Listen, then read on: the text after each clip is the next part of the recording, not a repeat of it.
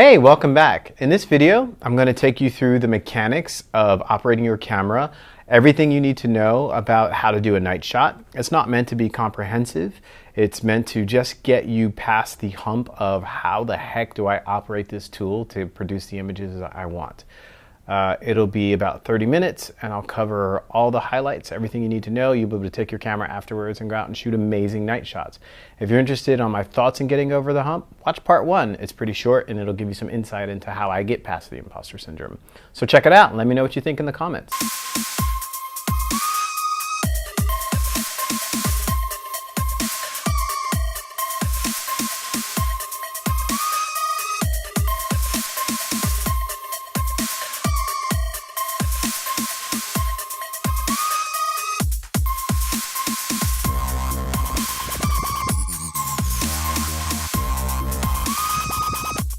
Hey, you came back. Cool. So it's taken me a long time to get back into my hotel room because it's actually been a week or two since I started the second part of the vlog. For you, it's going to feel like seconds because, you know, that's how YouTube time works. But some very astute people out there are going to notice that I'm wearing a different shirt. And you're going to think, he probably spilled something on his shirt. No, it's just a different day. Some other people might notice he's got a cool new haircut, and that's true. I try to keep my hair fresh because I like it. It's fun and silly, and thou shalt not take thyself too seriously. Feels like I'm not a person of faith, but that feels like something to believe in. And so with my hair, I try to do that. I try to have some fun, and I'm certain people will make fun of it. And yeah, that's part of its purpose. Cool. So I promised you that I would walk you through some of the things that you need to do to take night shots. The things to keep in mind is that what I'm talking about, the concepts that I will cover, these are not rules. And for the most part, these are guidelines, ways of thinking about photography. These are techniques that I use, but there are lots of different techniques. There are lots of different tweaks you can do. And so, like, don't treat this as the gospel. Treat this as a way of getting started, a way of thinking about it. And the hope is that it'll be less intimidating and you'll develop your own style. So with that in mind, let's dive right in. And so I told you you're going to have to shoot in manual mode. So I shoot in full manual mode. And what that means is I take full control over the aperture, the ISO, the shutter speed, and then also even the focus, where I want the focus points to go. I don't let it do autofocus really. And I take control over a few other things. The three things that I named first, those things actually make up an exposure, a combination of aperture, ISO, and shutter speed. The camera, what it will do is it will evaluate the amount of light in the scene and try to achieve perfect gray. And so the camera has an easy time focusing if there's a lot of contrast in the scene. In the night shots that I generally shoot, there's not a lot of contrast. Sometimes there's very little light, and so the camera can have a hard time focusing. The camera will get the metering right, or metering wrong, excuse me. When it's looking at the scene, it's trying to evaluate what the exposure should be. So you kind of have to learn how to play with these things, and this is why you have to shoot in manual. Rephrase, this is why I shoot in manual, because the camera also often evaluates these things wrong. Make sense? Well, it may not now, but it will. Cool. Okay, so let's cover sort of loosely what these concepts mean. And so the camera will evaluate how much light is in the scene, and based on that evaluation, it will say, okay, it's going to recommend this aperture and then a comparable shutter speed and then a comparable ISO. But you're going to take control over all these things, and so you're going to set the aperture that you want. Great. Simple, right? Okay. How the heck do I decide what aperture I want, and what is aperture? Excellent question. Happy to answer that for you. Aperture is basically, what are you doing? you're not even paying attention. Look, if you're not going to take this seriously, then what? Oh. All right. Finish your text message then. No, it's cool. I'll wait. It's cool. I got nothing to do. Just sitting here.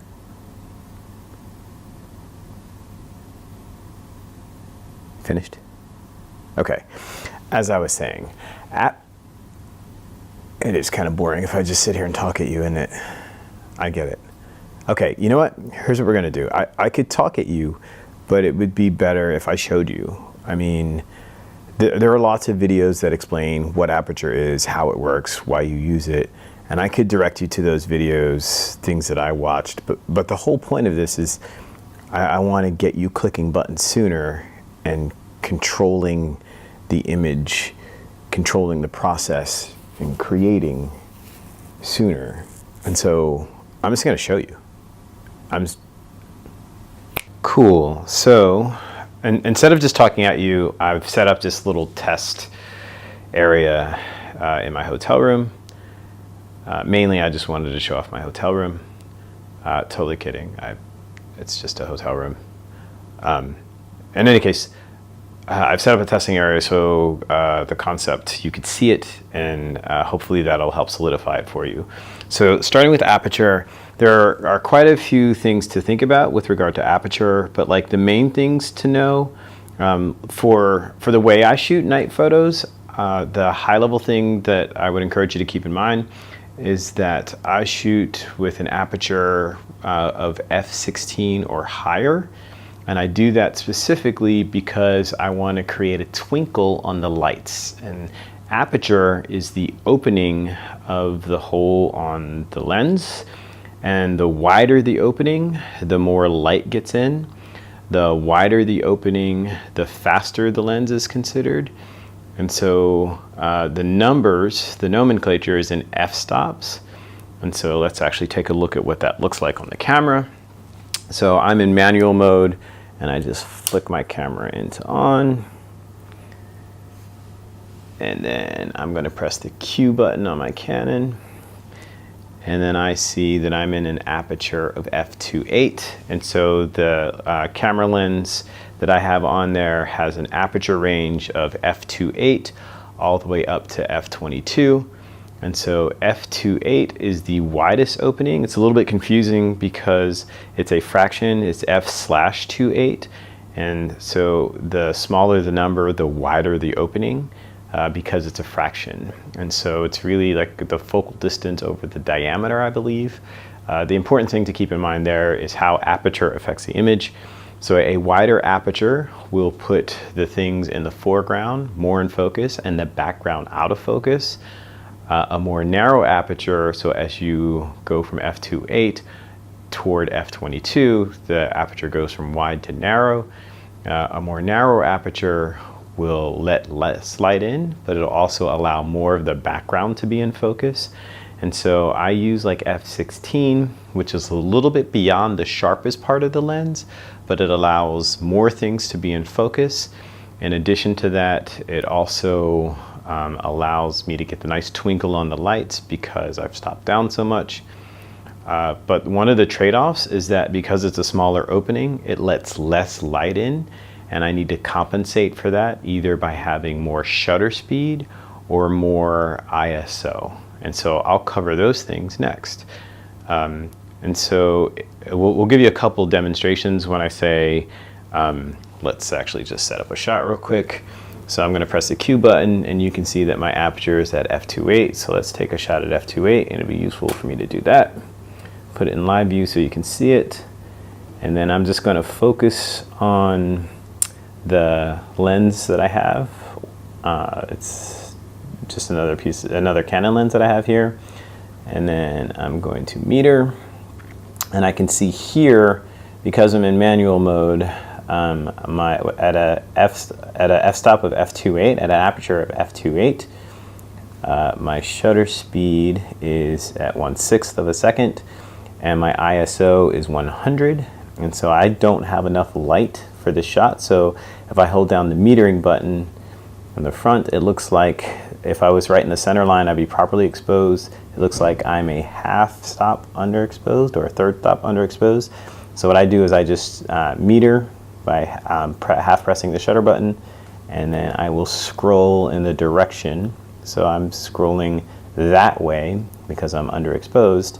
And I can see on my screen, it's in live view in Canon, so EXP Sim means it's doing an exposure simulation. So when I change the shutter speed, I can see what's actually happening to the shot. And so here, I'm 2 stops underexposed, so I'm going to turn in the direction of my exposure. And so I was underexposed, so I was turning that way. And now I can see I'm properly exposed. I went from a shutter speed of 1/6 of a second to 1/4 of a second, and that looks like a proper exposure. And so let's go ahead and take that shot. I have a 2-second delay on because it's a really slow shutter speed. So I'll go ahead and take that. And then that's what f2.8 looks like. And what you'll notice is that the shot is, the foreground is in focus. So the lens is in focus, but behind it is rather soft. And then let's actually take the exact same shot. I'm not going to change the focus. I'm going to change the aperture. And so I press Q, and I want to change my aperture.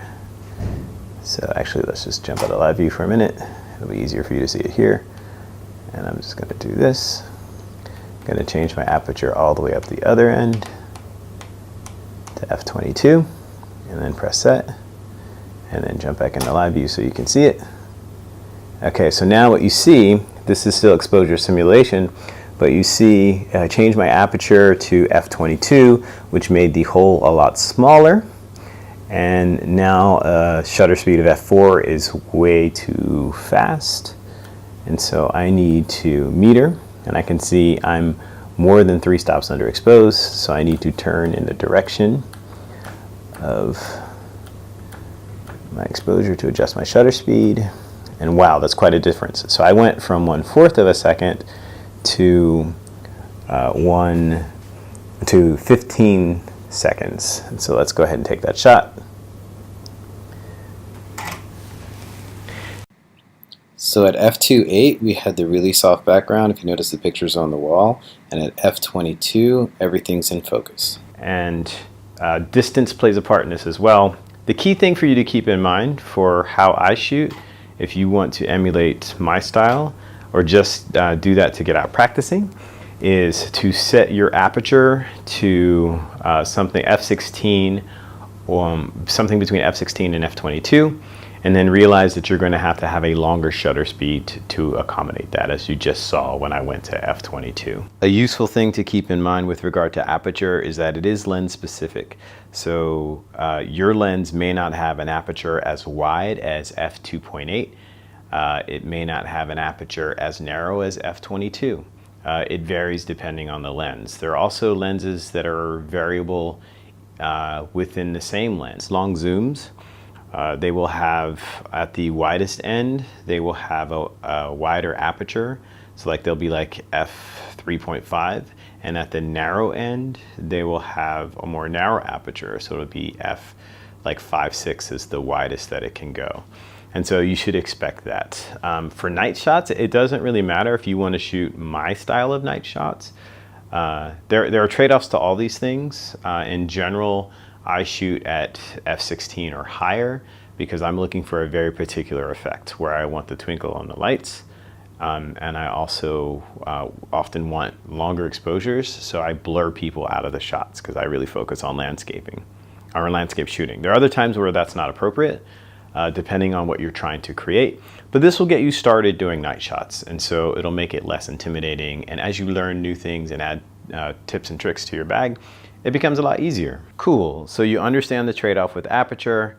If you shoot with a wider aperture, you can have a faster shutter speed because you're letting in more light with the wider opening, which is represented by f with a smaller number. So in this case, or in the case of my particular lens, is f2.8.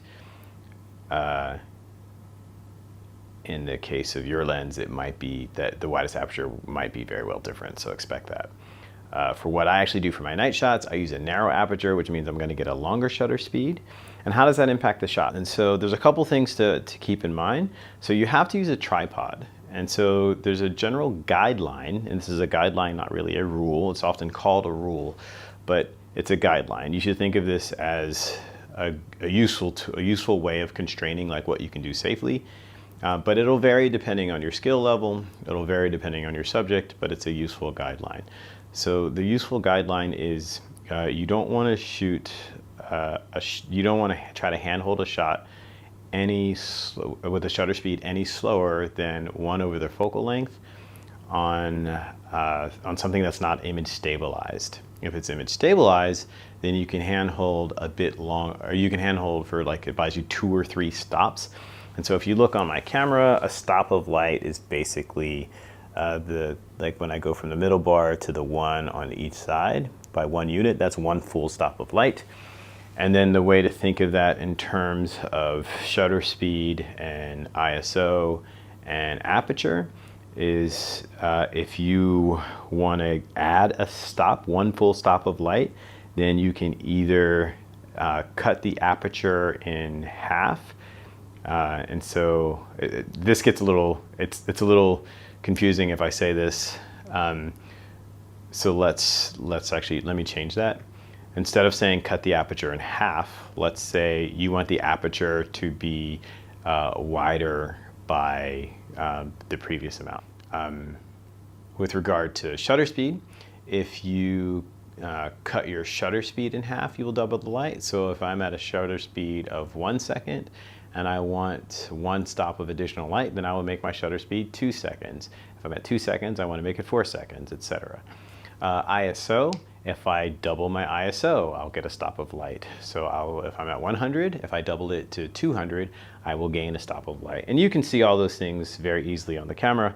I'll show you when we go through them for each one. So for shutter speed, I'm really sort of, I set the aperture first, and then so let's actually go through that. So if I was going to shoot this, and this was sort of my traditional night shot, I would say, okay, let me go here. I'm just coming out of live view because I think it'll be easier for you to see. So let's say I set my aperture where I normally put it. It's like around f22. And I come back in here, and again, you see that my shot is underexposed. So I'm going to bang up my shutter speed until I get to properly exposed. And so I dialed up my shutter speed, and so now I'm at f13. And so you can see when I dial my shutter speed up, you'll see what happens to the metering. So if I was at f13, so if I cut that in half to be about f6, I can see that I am roughly between f5 and 6. So because it's not in perfect increments, sorry, I remetered. That was a bad choice because now I'm confusing you. So let's go to where, yeah, so it's still f13, but it's kind of bouncing around a little bit with the metering, which is okay. So it's really now like at f15. Okay, so I went to f15 at f22. That's telling me I've got an even exposure. And so if I cut this in half, I should be underexposed by 1 stop. Or if I increase it if I double it, I should be overexposed by 1 stop. So let's try that. So I'm going to double it at f30, and you can see that I'm overexposed by 1 stop. I cut that in half, and then I am perfectly exposed. I cut that in half again, and I don't really have a shutter speed of 7.5, so it's going to bounce around a little bit, but you get the idea. So I'm going to take it back to proper exposure. And so if I take this shot, then I'm properly exposed. Now the trade-off is at 15 seconds, shutter speed is used to deal with motion. So the faster the shutter speed, you will freeze motion. The slower the shutter speed, it'll make motion really blurry. So for landscapes, I'm not too worried about the shutter speed because the only motion I'm going to have is going to be like people or maybe leaves in the trees. And so I don't generally want to freeze motion. And so I don't mind having a really long shutter speed. One of the things to note for this is that with shutter speed, so like there's a lot of light in here. outside, there may not be a lot of light. And so if we get to the point where we don't have enough light and we try to take this shot, and like let's say I'm actually underexposed at with a shutter speed of 30 seconds, depending on your camera. So on my camera, the longest exposure I can do in manual is 30 seconds. And so if I actually need a shutter speed longer than 30 seconds, then I'm going to have to put it in bulb timer. And in bulb timer, basically I have to calculate how much longer that shutter speed needs to be. It's not as hard as it sounds. And so if I'm looking at, so like what I usually do for that is I will just go in manual mode. And let's say this was true for this particular setup. So at f22, let's imagine I'm 2 stops underexposed, for instance, and let's say my camera, the fastest or the slowest shutter speed it would have would be 15 seconds. That's not actually true, but for the purposes of this demonstration. So what I could do is I would have to calculate it. So if I was 2 stops underexposed at 15 seconds, there's a number of things that I could do. If I just wanted to fix it with shutter speed, then I would double my shutter speed to 30 seconds, and then that would give me 1 stop of light. So now I'm only 1 stop underexposed. I started at 2 stops underexposed. And then I would double my shutter speed again for 1 minute, and at 1 minute, I would be properly exposed. So I basically use manual mode to meter the scene, and then I will use bulb timer mode to set all the same parameters. So focus on the same thing. Make sure I set my f-stop to f22, and then I know that I need to set the exposure for roughly a minute. And so I can do that with the bulb timer. So I can actually show you how to do that really quickly. So for me, I would turn this into bulb mode like that, and I can see that it's in bulb mode on the camera. And then I'm going to jump out of here so you can see my settings, because the settings may not be consistent. So I still have a aperture of f22. I'll still have an ISO of 100, and then I will set my bulb timer on my camera. Not all cameras have this feature, and how it gets implemented for your particular camera can be confusing. On my camera, I go into the menu mode. I have a bunch of favorites saved already because I use this all the time, and I will do bulb timer. I select it, I go over to enable, I click info, which is how I change it, use my joystick, set it to 1, go down to OK, and now I'm in bulb timer mode. And so the important thing to note on this particular camera is within bulb timer mode, you take a shot, but it won't stay like it. So it'll take a shot and it'll go for a minute, but then after that, the timer will shut off. So the next shot you take may not have bulb timer still. So if you're iterating a couple times on this, you want to make sure that the bulb timer is set. The longer the exposure you're getting into, so anything longer than a second, then I start using some other features. On a DSLR, I'll use mirror lockup. And what mirror lockup does is it lifts up the mirror first, and then it waits for some prescribed amount of time. So in this case, it's a half a second. Cool, so you've already heard me basically explain ISO as the sensor's sensitivity to light. The default range is somewhere as low as 50 on up to absurd numbers. The usable range will depend on your camera and your tolerance. And by usable, it means like the more ISO you crank up, the more ISO noise you see, which is like a grainy look to an image. And then depending on what your objective is, you might be super tolerant for it. I'm not a fan of ISO noise. In fact, it's safe to say I hate ISO noise. So I will deal with the potential of long exposure noise. I will deal with waiting around for a few minutes for the shot to take before I crank my ISO up. There are times in which you will want to crank up your ISO, or you'll need to crank up your ISO, but for landscape shooting, you can be kind of stingy with your ISO. And so, as I mentioned, if you double your ISO, you gain a stop of light. And so you might be wondering, okay, well, why would I ever change ISO? I just told you that like I'm stingy with my ISO. All my favorite shots are shot with ISO 100. I very rarely move the ISO from that. So what is the case that I would move my ISO? That's a great question. So let's take the setup that we currently have. So right now I've got like the 15-second shutter speed. I was playing with this, so let me just refocus and then remeter, make sure that meter's still good. Okay, so at f22, I've got a 15-second shutter speed. Let's say I didn't want the shutter speed to be 15 seconds, or I was already at the longest shutter speed I could get in manual mode, and I didn't want to go in bulb mode, or I didn't know how to do that yet. So you could use ISO for something like that. So if I wanted, let's say I wanted a shutter speed no longer than half of 15 seconds, and I still wanted it to be properly exposed. So to get that, I could just double my ISO, and then that would give me a stop of light.